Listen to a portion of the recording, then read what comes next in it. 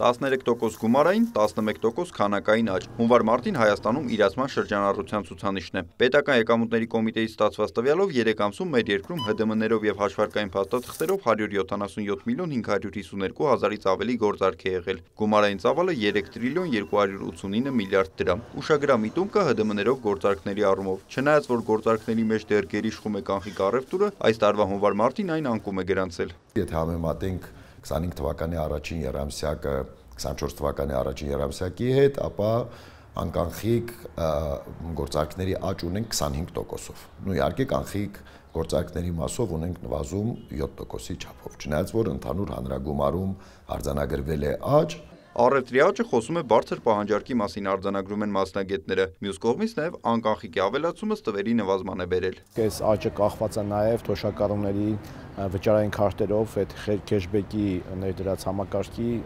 ակտիվ գործունեության մասին, ինչը նաև որոշակի այս տարի ավելի ակտիվացել է։ Ամեն դեպքում կանխիկը դեռ մեծ կշիռ ունի ՀԴՄ-ներով գործարքներում, նկատում է Վրեժ Մխիթարյանը։ Չնայած եթե համեմատենք 2024-ի առաջին եռամսյակի հետ, անկանխիկ առևտուրը 30%-ից արդեն հասել է 36.4-ի։ Եթե համեմատում ենք դինամիկայի մեջ, եթե տեսնենք, այո, ունենք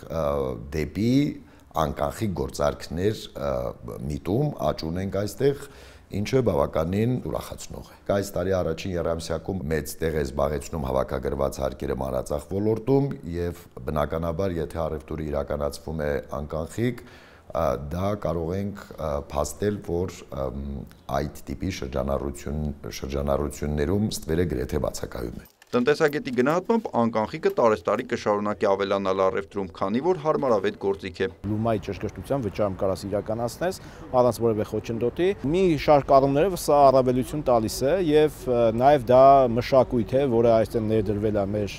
հասարակության մեջ, ինչը դրական է, այսպես որ դիտարկում ենք եւ կարծում եմ դա շարունակական կլինի, ասենք բոլորս մեր օրինակով կարանք նայենք համատենք անցած տարիների հետ եւ տեսնենք, որ մենք ավելի շատ սկսել ենք անկանխիկ օգտագործել, ինչը շատ հարմարավետ է, շատ արդյունավետ է, նույնիսկ ամենափոքր կետերում, նույնիսկ ասենք նույն տաքսի ծառայություններ եւ այլն անկանխիկ վճարումներ իրականացվում, նույնիսկ փոքր գումարներ։